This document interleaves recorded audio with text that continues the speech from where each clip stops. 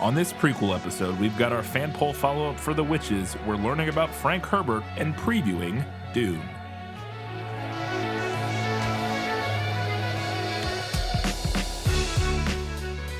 Hello and welcome back to This Film Was Lit, the podcast where we talk about movies that are based on books.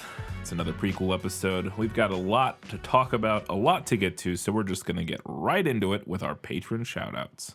We have no new patrons this week, but we do have our Academy Award winners, and they are Paul, Kat Ensminger, Ben Wilcox, Jeff Niederhofer, Ian from Wine Country, ready for spooky season. A little late on that one. It's already over. Well, it's not, spooky season lives in your heart, I guess, but only according to the calendar. As we're recording this, Halloween has passed. Winchester's Forever, Kelly Napier, Gray Hightower, Eli Youngs, Gratch, Just Gratch, Shelby Says Happy Ace Week, V Frank, and Alina Starkov. Thank you all very much. You are our Academy Award winners. You are the best. Let's now go ahead and see what everybody had to say about our discussion on The Witches. Yeah, well, that's just like your opinion, man.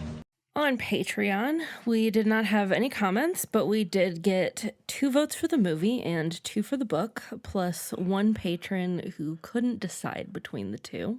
There you go. On Facebook, we had 0 votes for the movie and 2 for the book. Ian said, I believe I had read the book first, which more or less prepared me the first time I saw the film on VHS. Angelica's makeup and the transformations of the boys, whilst creepy, didn't affect my nightmares or anything. If anything, the kitchen scene had me tensed up since it really did look like one wrong move and Luke goes into the boiling pot. I always find it funny when Chef Jim Carter goes mental trying to get his trousers off. I do understand Dahl's fury at the ending. The book ending has this bittersweet conversation between Luke and Grandma about the lifespan of a mouse and whether he'll have the time to hunt down the witches. There's something very British about being dropped into a bad situation like Luke has been and keeping calm and carrying on. It's something we just get over here. Saying that, if the film had cast anyone other than the dear sweet northern legend Jane Horrocks, Horrocks? I don't know. As Angelica's secretary, I don't think we would have cared about the ending. Jane being turned into a mouse, then killed, nope. Jane turning into the dark side and murdering Luke and Grandma for revenge, not our Lancastrian princess. So with Jane getting her happy ending, I'm fine with it. The society kinda sorta exists. It's called NSPCC, National Society for the Prevention of Cruelty to Children. In the movie and the book, I believe it was the Royal Society. Mm-hmm. It's been around since Queen Victoria was on the throne, and if Dahl hadn't used the actual name, he would have scared the shit out of kids to never call the society if they need to, and it would have been a great detriment. Loved the opening titles aside from Angelica's chilling laughter. I used to imagine myself flying over the Norwegian landscape when I was a kid.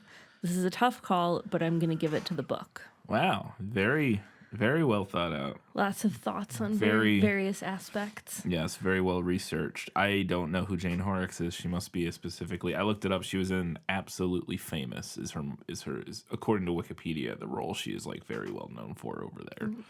I didn't know she was, much beloved. No, that's what I was saying. Over there, so. I'd never seen her, never heard of her, and this role didn't do anything particular for me. Her in this role, I was like, she's fine, I guess, I don't know. Yeah. But so, not one of the many beloved British actors who also became beloved in America, I guess. At least not broadly. Charlene said, I never saw the movie, but I'll always remember this book as the first time I experienced fiction pretending to be fact. So even though I was sure I knew the difference between fantasy and reality, suddenly I had this tiny seed of doubt planted in my head, and it was that doubt that made everything in the book so scary. Interesting. I can imagine that. I don't know if I've ever had that experience as a child. Yeah, I can't think I'm trying to think. I can't think of it, but I didn't read this book when I was a little kid, so I didn't have that experience. And I can't think of anything off the top of my head. I was trying to think of anything else that I would have read. That the only thing I could think that maybe would have sparked that a little bit would have been like the some of the scary like some of the like myth like scary story books that you would not scary stories to tell in the dark necessarily, or spooky stories to tell in the dark, or whatever it was called, but stuff like that. I feel like I remember a book like that was like, you know, purporting to tell like local or like myths or something, like scary myths, and not knowing. And it, to be fair, it probably was presenting them as like real. And that would be the only thing that even remotely jumps to my head in a similar vein. But I can't think of anything else. I don't know. I can't think of anything off the top of my head. I'll have to think about it more, though.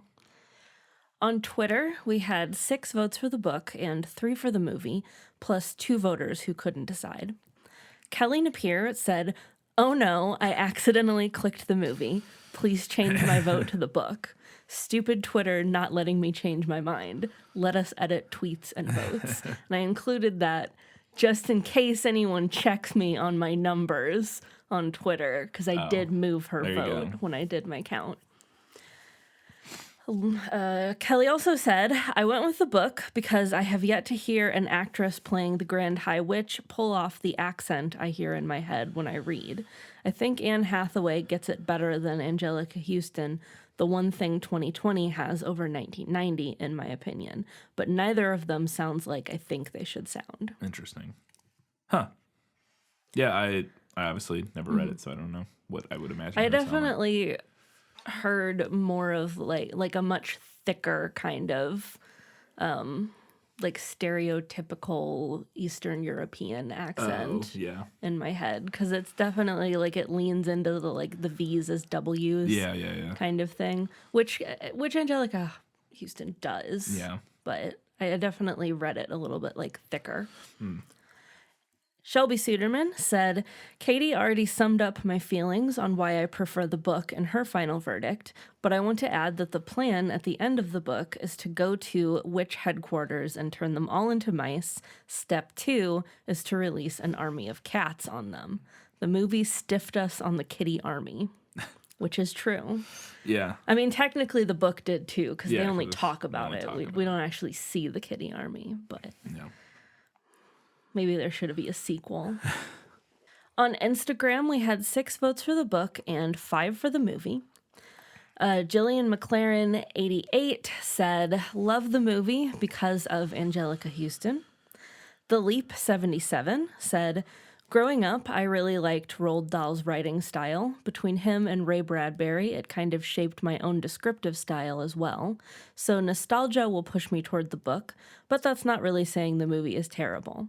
Yeah, I know, what a fence-sitter stance, but it is what it is." So no vote there. I mean, it's pretty rare that we even will say, like, the book is good, then that means the movie's terrible. Yeah. Yeah, very rarely. Very rarely. I mean, sometimes, like, we've talked about some stinkers of adaptations on here. It happens. But we've had bad adaptations. I don't know if we've ever had a bad book that was a good movie. I mean, obviously there are ones where the movie wins, but like very often when the movie wins, it's like rarely that the book was is also bad. good. The book is also just good, but like you know, like Princess Bride or something like that. Yeah, I'm trying to think. I would have to go back and look at all of them and see, but I don't know if we've ever had one where we're like, wow, this book is terrible, but the movie's pretty good. It's probably happened. I think the closest for me that I can think of right now off the top of my head, sorry, Kelly, is The Bourne Identity. Oh, yeah. You did not I really did not enjoy that book. Yeah. The one that jumped to my head potentially, but I don't remember what the verdict was or how much, but I just remember you not particularly loving the book, I don't think, was A Christmas Story. But I could be wrong about that. I could be misremembering entirely. I thought that book was okay. You know, another one that comes to mind actually is First Blood. That book was all right, but the movie was much better in my opinion. Yeah, that's true. You did remember. I do remember you much preferring the book or the movie. Yeah. Huh. Okay. Interesting question though. Marvel Book to Movie said, I watched Dominic Noble's, who was known as the Dom at the time, video about this movie. So I picked it up at the local used bookstore and read it. I really liked it and enjoyed the story for what it was. When I saw the movie, it nearly scared the shit out of me. Plus, it was just full of really bad acting. I would have to go with the book because it's just more Roald Dahl. I actually didn't think there was a ton of bad acting. I didn't think it was bad. It's definitely arch acting and like very cartoony, over the top. And I think you're always going to have to give a little bit of grace to child actors as well. I thought the child actors were actually fine. I think to me the stuff that came across as the worst acting that would like potentially, and who knows, they didn't specify who they thought was the worst actor, like doing a bad job, but to me, the adults come across more over I thought the main kid was fine. Like I thought he did a pretty believable job of being like a little kid. I don't know, but the adults are like very. Yeah, it's over the top, but that also is a hallmark of a Roald Dahl property. Yeah, that was my point. Adults are very over the top. That was going to be my point. Was that I think it actually fits really well. So that that was kind of my ultimate point, is that I don't know if I would qualify or categorize it as bad acting so much as just a very distinct style of acting that is going for a thing, which is like this over the top wacky kids. Yeah, and I do think Roald Dahl's books, something that they achieve is capturing like what it's like to be a kid and to be looking at these adults in your life and to be viewing them as like larger than life and over the top. Like if you think about like Miss Trunchbull from Matilda, like a person like that doesn't really exist like exactly as they're portrayed. But when you're a kid, that's what an adult bully feels like. Yeah. Yeah, no, I agree. And I mean, it's definitely also one of those things because it's also in that peak period of the late 80s, early 90s where, I mean, every shot in this movie almost is like a super wide angle lens pushed up into somebody's face. So everybody's features are all stretched out and it's like that, super cartoony, very distinct 90s style that was very popular for a while. When portraying like outlandish characters and events. But yeah, it's interesting. I do think it's interesting. I thought it was interesting that they mentioned seeing Dominic Noble's video about it and then watching the movie and being scared by the movie. I don't know. I haven't seen that video that's referenced. Well, I haven't either. I mean, I've seen his channel a handful of times. I've watched a number of his videos. He did a whole series of Twilight, like right around the time we were, like right after we did, I think. And he does his YouTube channel is our show essentially, but like scripted. I think at least seems vaguely scripted, like like an essay, like video essay form, kind of. Right.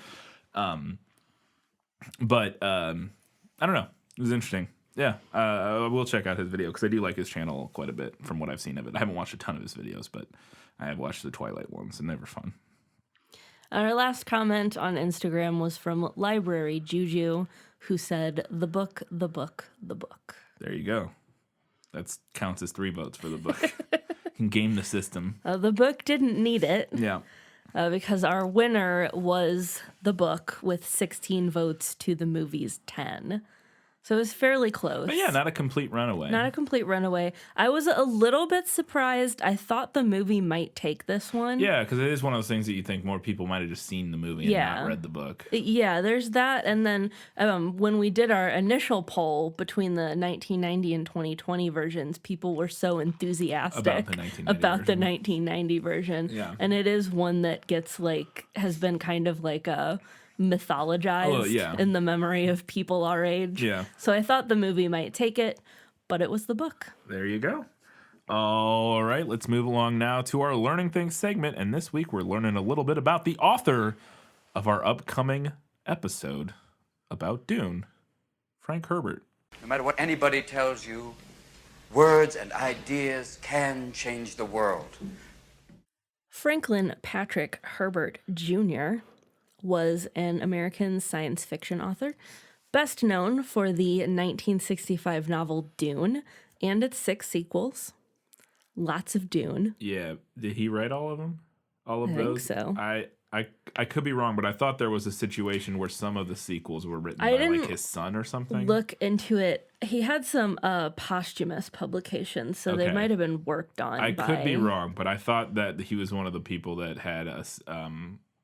I didn't situation. get too into the weeds about the actual book and series itself. Partly because I was trying to avoid spoilers. Yeah. And partly because there's gonna be at least one more movie, so Yes. trying to leave some additional fodder Yeah. for further episodes. I was trying to just do a quick Google and see if I could figure it out, because I could be completely wrong. I just had it in my head. I had this vague like idea that he had, because his son Brian Herbert has written within the universe of Dune, and I thought I could be, like I said, I don't remember. So we'll just say that he wrote all 6 of them, because I know he wrote most of them, if not all of them. But Herbert was born in 1920 in Tacoma, Washington. He had early interests in reading and photography. Because of a poor home environment, largely due to the Great Depression, he ran away from home in 1938 to live with his aunt and uncle in Salem. In 1939, he lied about his age to get his first newspaper job at the Glendale Star. He was briefly married to a woman named Flora Parkinson, with whom he had a daughter. During 1942, after the U.S. entered the Second World War, he served in the Navy's Seabees for 6 months as a photographer, but he suffered an accidental head injury and was given a medical discharge. After the war, Herbert attended the University of Washington, where he met Beverly Ann Stewart in a creative writing class in 1946. They were the only students in the class who had sold any work for publication, so they had that in common. They married later that year and ended up having 2 sons, one of whom you mentioned. yeah, just to clarify, I did finally figure it out. He did. Frank wrote the original 6 novels, and then Brian, his son, wrote, like, with a co-author, wrote some prequels and stuff and other novels. But the main 6 Dune novels, like canonical Dune novels, were all authored by Frank. Okay. So there we go. We have an answer to our question now. In 1949, Herbert and his wife moved to California, where they befriended psychologists Ralph and Irene Slattery, who then introduced Herbert to the work of several thinkers who would go on to influence his writing, including Freud, Jung, Jaspers, and Heidegger. According to his son Brian, Herbert never graduated from university, as he wanted to study only what interested him and therefore did not complete the required curriculum.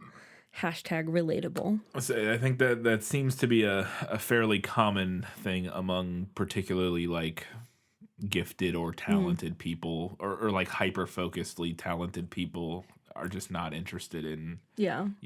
There are other people who just aren't interested for lots of reasons, but it doesn't seem like an uncommon story where you hear about like people who are like geniuses in a field or a thing, or like, I just want to do this. I don't care about other things, across all, not just authors, across like all sort of professions and that sort of thing. Herbert's first science fiction story, Looking for Something, was published in the April 1952 issue of Startling Stories.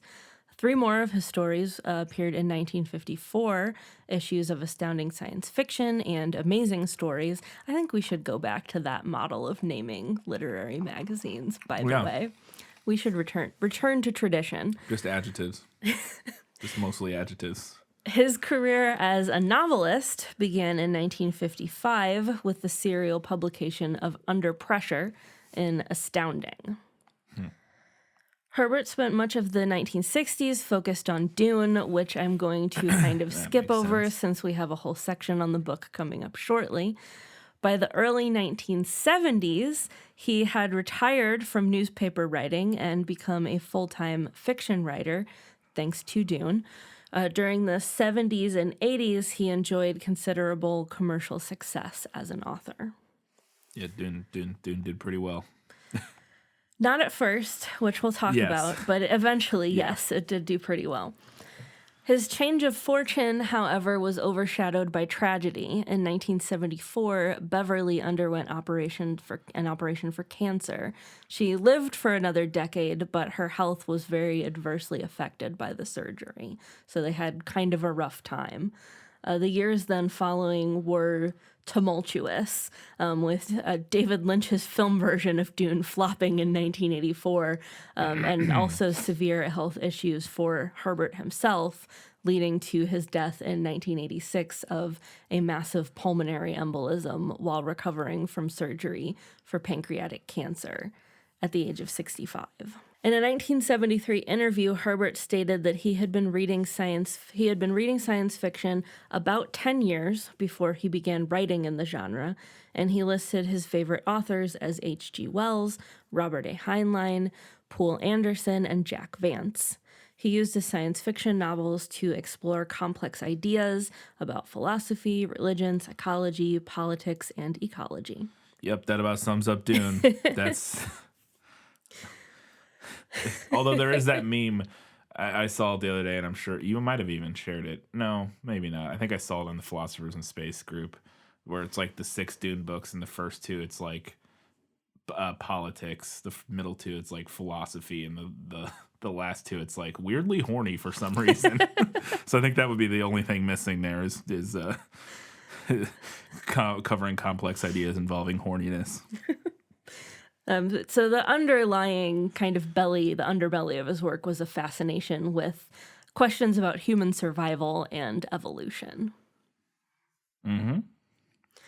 Initially, Herbert had planned to write a 7th Dune novel to conclude the series, but his untimely death left the series with questions and plot threads that have since remained unanswered and unresolved. It's interesting that his son wouldn't, since he has written in the universe and stuff, wouldn't have tried to take notes or something. And I mean, maybe I'm sure there's a question, like I'm sure he's been asked about that and talked about it, but I would be interested to know what because I haven't seen why it might just be, he didn't get to finish it. I'm not going to mess with it. Right. Like, I'll write prequels, like, whatever. Yeah. But I don't know.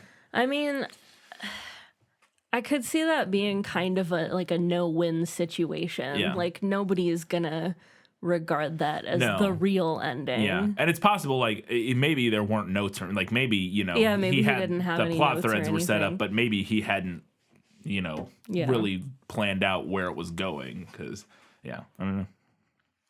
Today, Herbert is remembered as a great popularizer of scientific ideas, as well as a landmark science fiction author with a fan base often described as cult-like.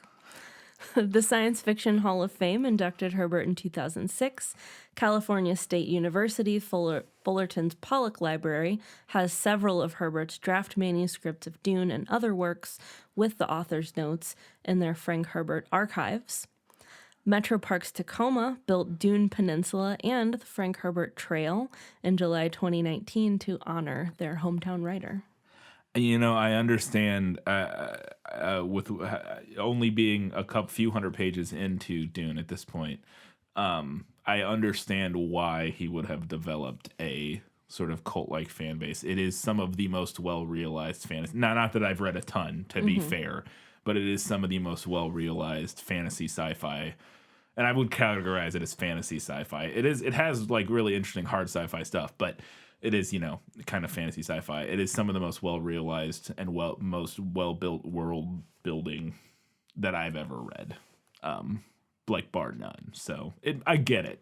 It doesn't surprise me, that the culture around Dune that arose the way it did.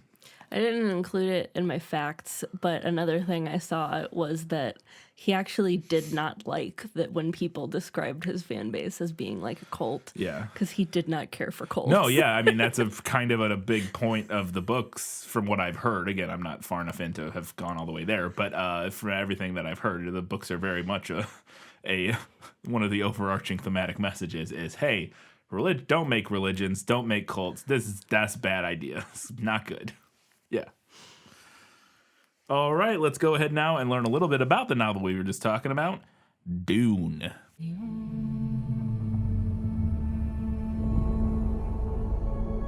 My planet Arrakis is so beautiful when the sun is low.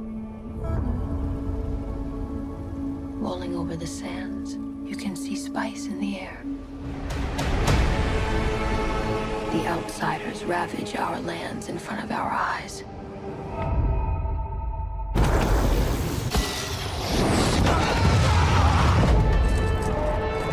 Their cruelty to my people is all I've known.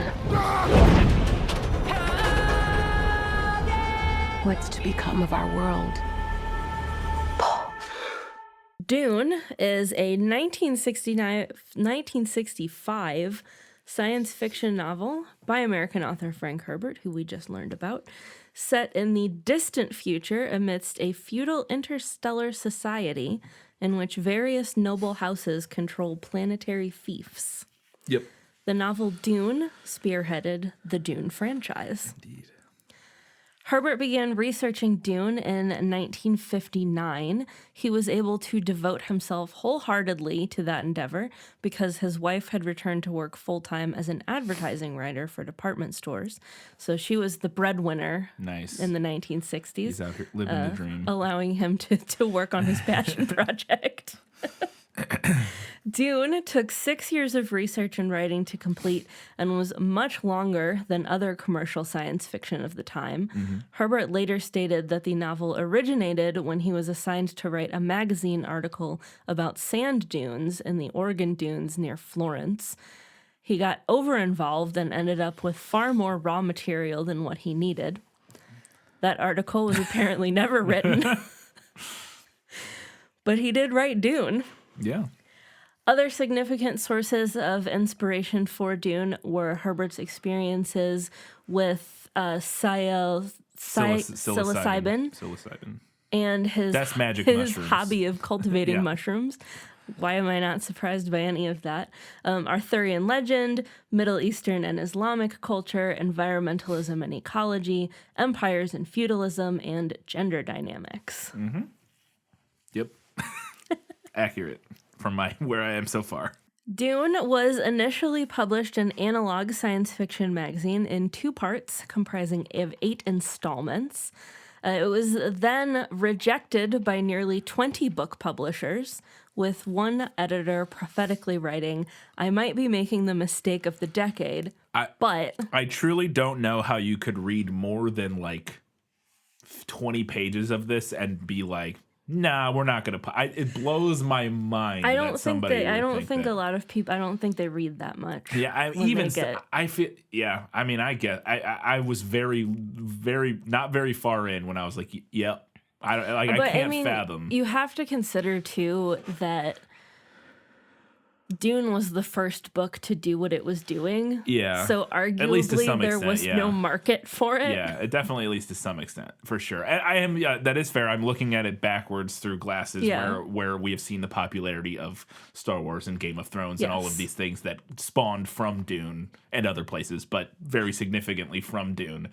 So I'm like, well, how could you possibly not? But yeah, that's fair.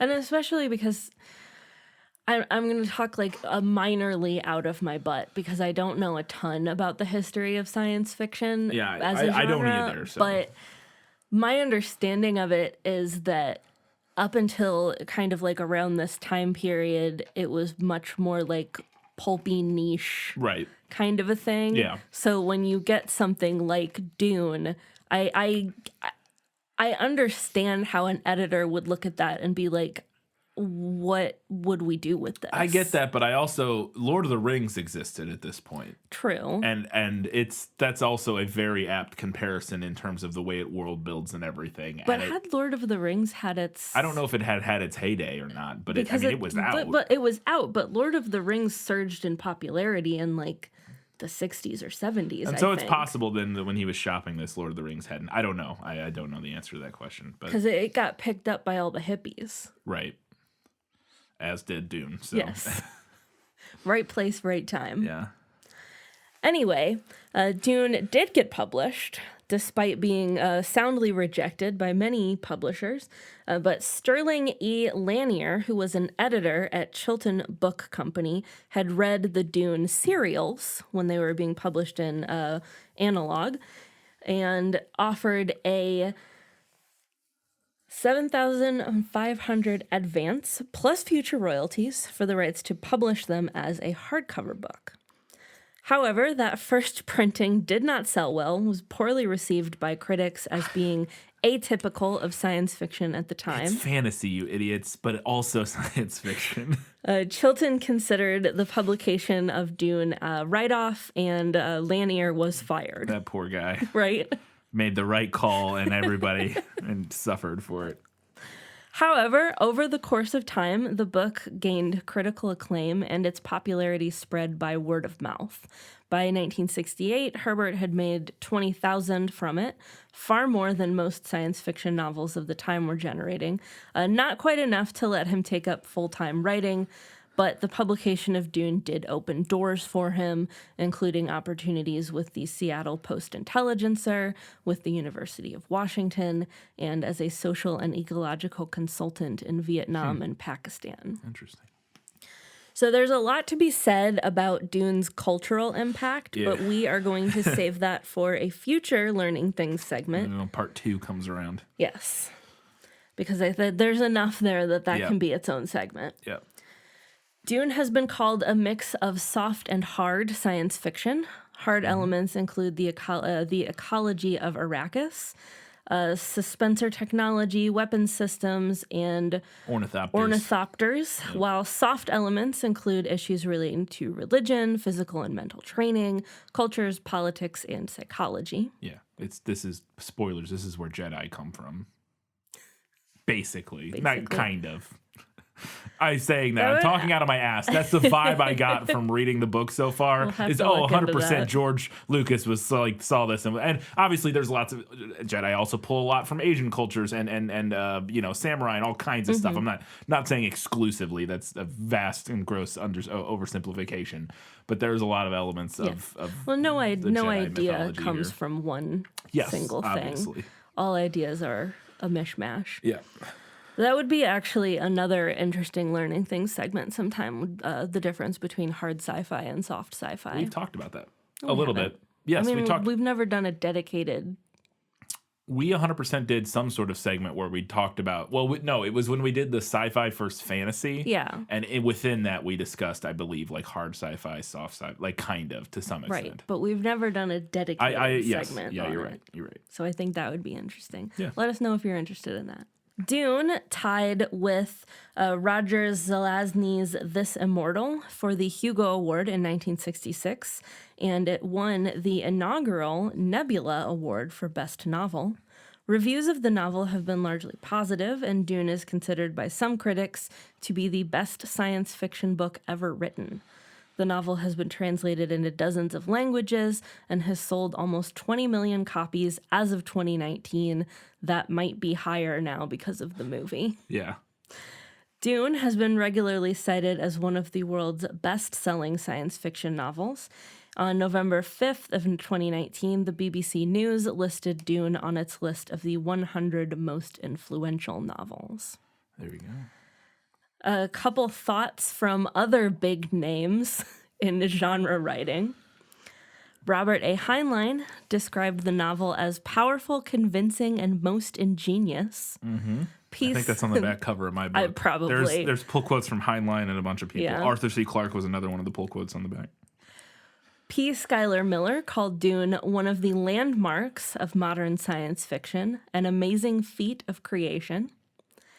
J.R.R. Tolkien refused to review Dune on the grounds that he disliked it with some intensity, and thus felt it would be unfair to Herbert, another working author, if he gave an honest review of the book.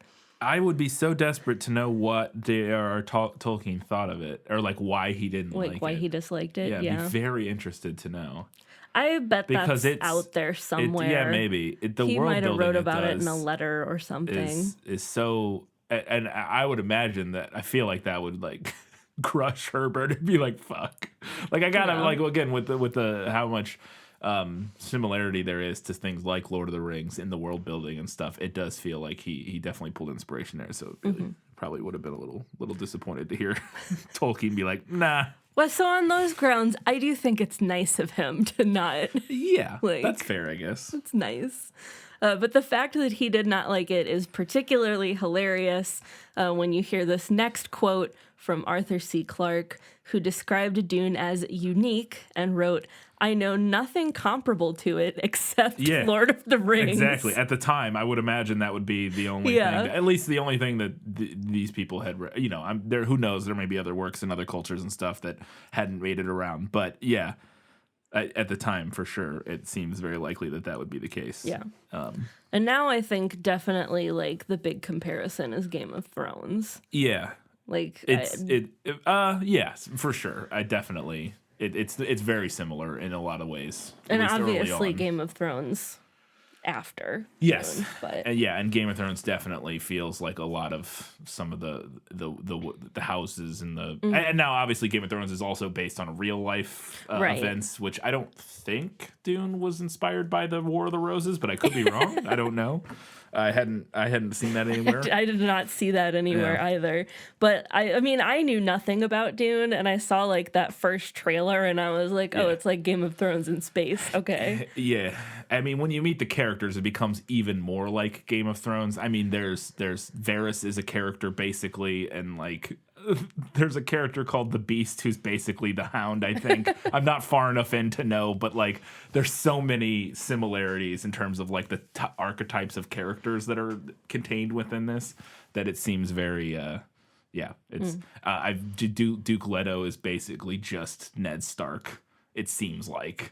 And Paul is kind of just Jon Snow a little bit. Like that's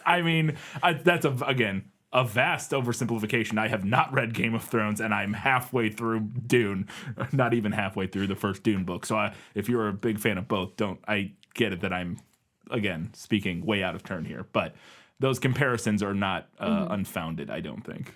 But I think definitely that's a good, like, kind of touchstone to go to for explaining it to someone who is familiar with Game of Thrones because it was the most massive cultural thing to happen in the last decade. I think that's a good point. I think it is something, too, that I feel like a lot of Dunes fans would roll their eyes at. Like, hearing that, like, I would bet that a lot of Dune fans would roll their eyes and be like, oh, my God. The cult-like ones? Well, and just a lot of them, I think, in general.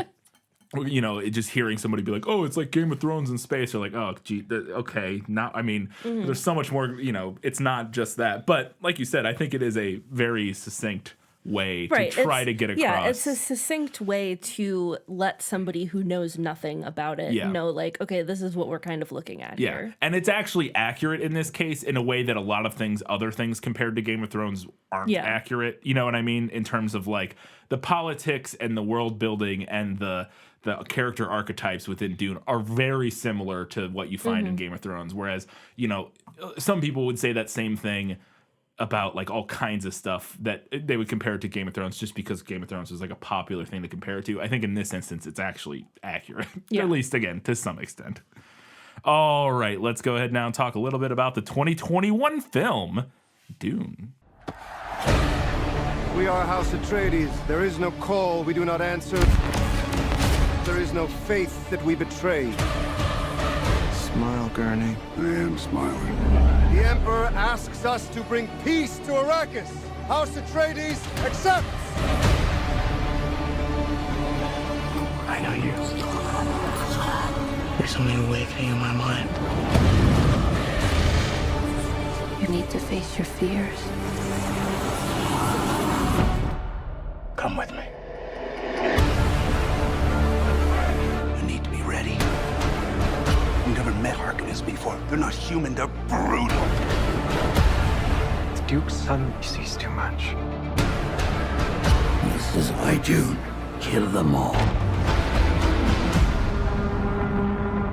God in heaven. Dune is directed by Denis Villeneuve, director of Arrival, Blade Runner 2049, Incendies, Sicario, Enemy, Prisoners, and a couple other smaller films. Those are all his biggest films. It was written by Denis Villeneuve, John Spates, who also wrote Prometheus, Passengers, and Doctor Strange. I think the weak link in Prometheus was Damon Lindelof, if I had to guess, because it was multiple writers on Prometheus. But the third writer on the film was Eric Roth, who wrote heck of a list here. Forrest Gump, The Curious Case of Benjamin Button, A Star is Born, Munich, and a bunch more films. I just didn't put them all down, but a bunch of like Oscar-winning or Oscar-nominated screenplays. The film stars Timothy Chalamet, Rebecca Ferguson, Oscar Isaac, Jason Momoa, Stellan Skarsgård, Stephen McKinley Henderson, Josh Brolin, Javier Bardem, Sharon Duncan Brewster, Chang Chen, Dave Bautista, David Dastamalkian, Zendaya, and Charlotte Rampling. And then more people, but those are all the most important characters. This is one of the ones because I think I've been introduced to enough of the characters that I was able to know who to put in the credits as like these are, or in this part as like these are important characters. Also, they're all the biggest name actors and actresses. Right. But I was like, okay, these are all going to be important characters.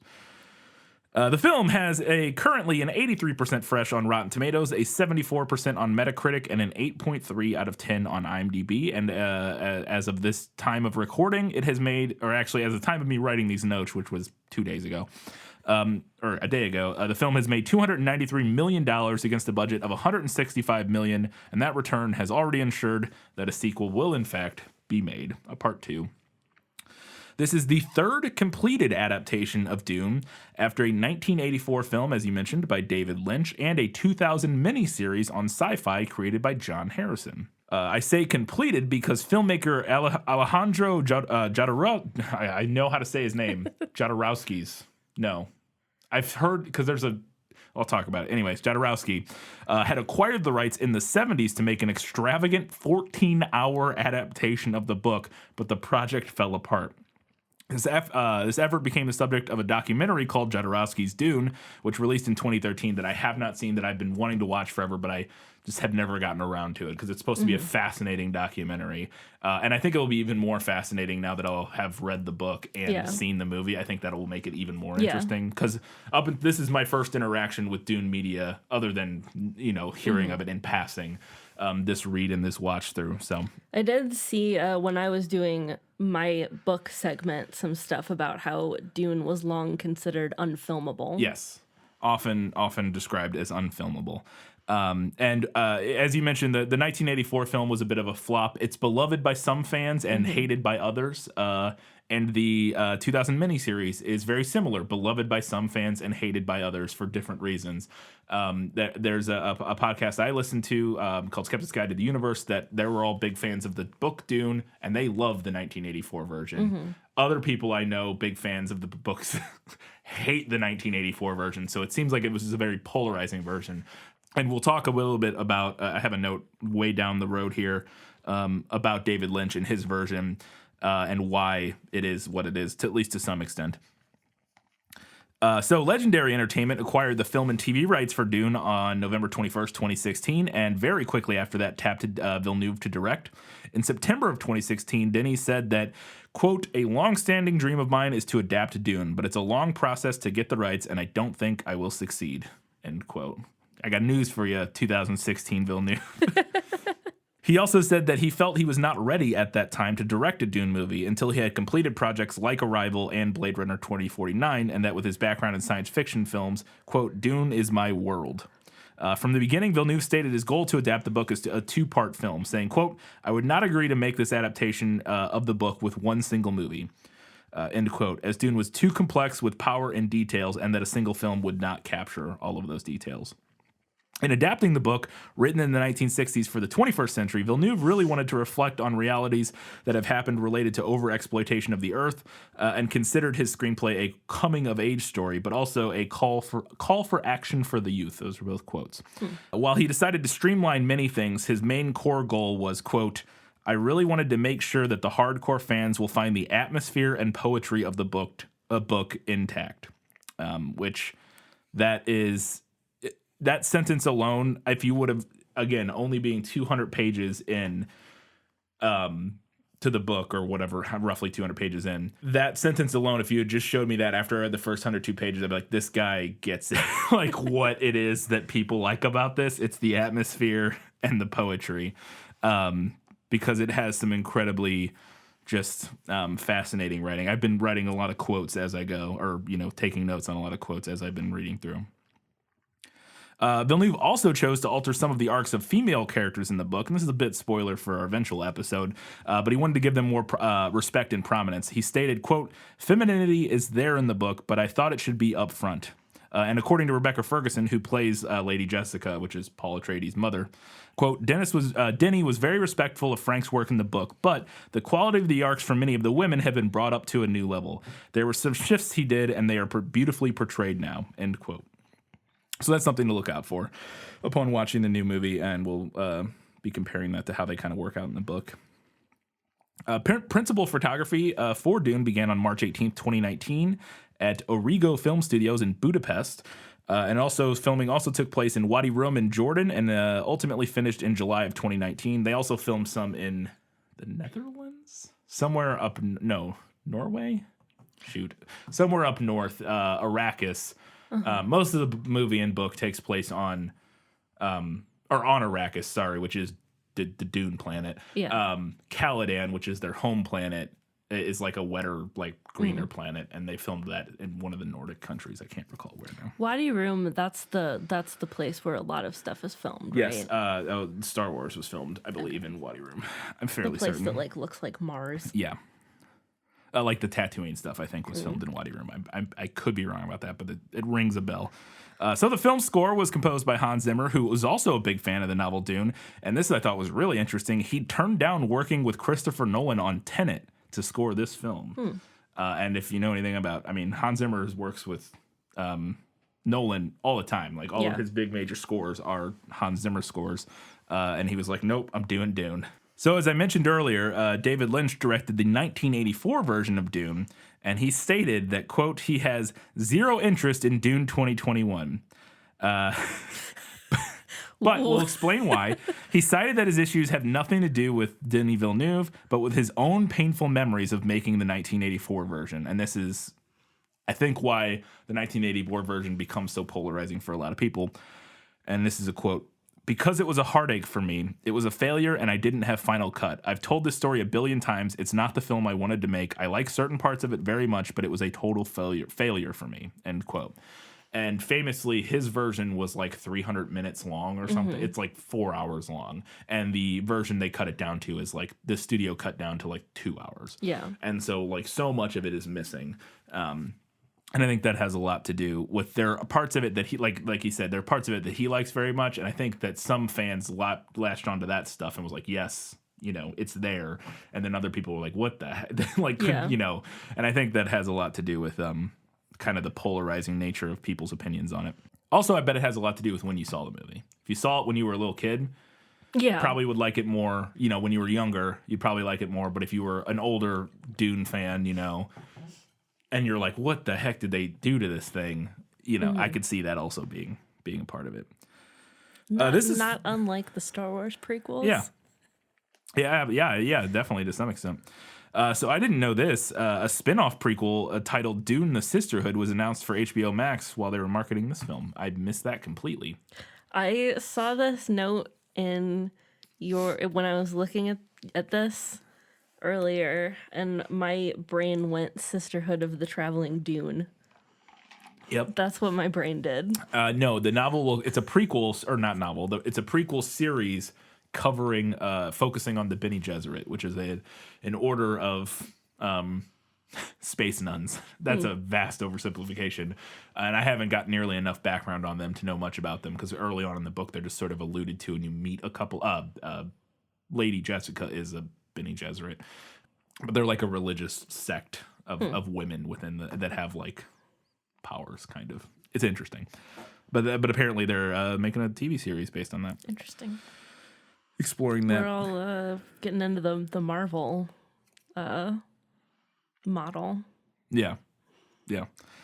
So Sting was considered for a cameo / a small role in this film after he starred as Fade Rotha in David Lynch's Dune in 1984, but that character actually, spoilers, ends up being omitted from this adaptation. Gasp. I don't know who that is. He is the older son of the eldest son, I think, of Baron Harkonnen, the main villain of this one. So he's a bad guy. Yes, but he's Yeah, there's two. Anyways, yes. So Ben, going to some reviews now to see what people are saying about it.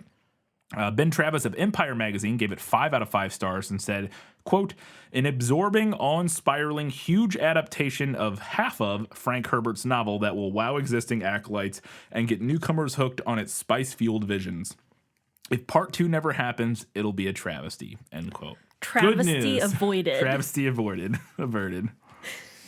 Robbie Collin of the Daily Telegraph also gave it 5 stars, calling it, quote, majestic, unsettling, and enveloping. Zan Brooks of The Guardian gave it 5 stars, calling it dense, moody, and quite often sublime, the missing link bridging the multiplex and the art house. In another positive review, Justin Chang of the LA Times wrote, quote, Villeneuve draws you into an astonishingly vivid, sometimes plausibly unnerving vision of the future, end quote. Leah Greenblatt of Entertainment Weekly graded the film a B. It said, quote, Dune is exactly the kind of lush, lofty filmmaking widescreens were made for, a sensory experience so opulent and overwhelming it begs to be seen big or not at all. Well, joke's on you. We're watching it on our TV. We're going to go to the theater. We're also going to go to the theater and see it, but for note-taking purposes, we're going to watch it on HBO Max. And also added, quote, the sheer awesomeness of Villeneuve's execution often obscures the fact that the plot is mostly prologue, a sprawling origin story with no fixed beginning or end, end quote. So, some negative reviews here. Kevin Maurer of The Times gave the film 2 out of 5 stars and said, quote, every frame is spectacular. Dune is also kind of boring. Some reviews criticize the film for, and this is interesting, and we're not going to go into a lot of depth here. We may go into a little bit more in the episode, maybe not. It's going to take a lot of more research and reading. I know there's an article making rounds right now discussing this that I think is interesting, but it is above my pay grade currently because I have not read enough on it. But I wanted to mention it. So some reviewers have criticized the film for pulling back on the Arabic and Islamic influences that Herbert had used in the novel, but still appropriating those elements, as well as a lack of casting of Middle Eastern or North African actors, which is shortened to MENA, M-E-N-A.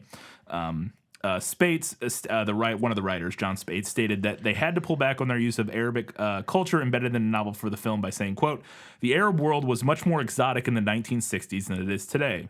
Today, the Arab world is with us. There are fellow Americans. They're everywhere. If you were to build a kind of Arab future on Arrakis in a novel starting today, you would need to invent more and borrow less, end quote.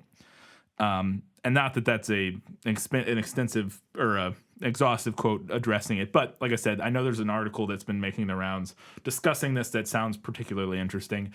I think it is a little bit, from what the little bit I have read, a bit of a catch-22 in trying not to appropriate the cultural references that are within Dune, but also not making them like sort of like not abusing them, but like exploiting the cultural. It's I think it's a complicated topic.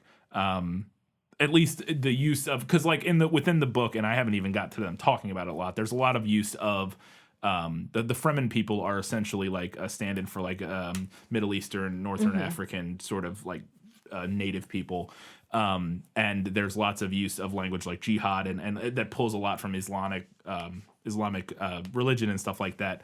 And from what I understand, they cut a lot of that language out and sort of turn it into more generic, American English, anglicized versions of that stuff. So they probably say like holy wars and stuff instead of, like, the book says jihad, they probably say like holy war or whatever would be my guess. I don't know. But like I said, it's a complicated topic that I would be interested in discussing more, but I haven't done enough research on it yet. So other people have also criticized the novel for presenting a white savior narrative, but we'll talk more about that in the main episode, because that's the point of the book. So, which I can tell already, and I'm only 200 pages in, that the whole point is setting up a sort of a subversion of the white savior trope. But okay, who knows? Maybe I'm wrong. It sure seems like it's going to be the point. All right, Katie, where can people watch it?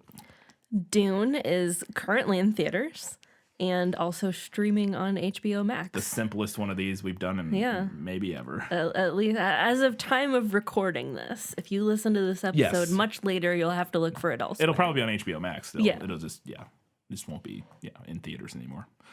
All right, that's going to do it for this prequel episode. I can't wait. I have a lot of reading to do over the next few days to finish the first part. I discussed this before, but I'm going to read up to where the movie ends, which I have looked up and know roughly where the movie ends, and I'm going to finish through that.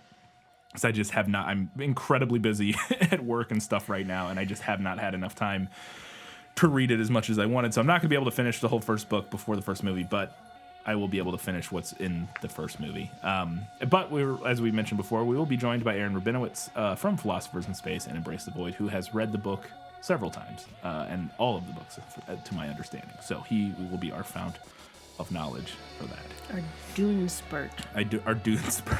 That sounds real interesting. I think he would approve of that terminology. Until a week from now when we're talking about Dune, guys, gals, non-binary pals, everybody else. Keep reading books. Keep watching movies. And keep being awesome.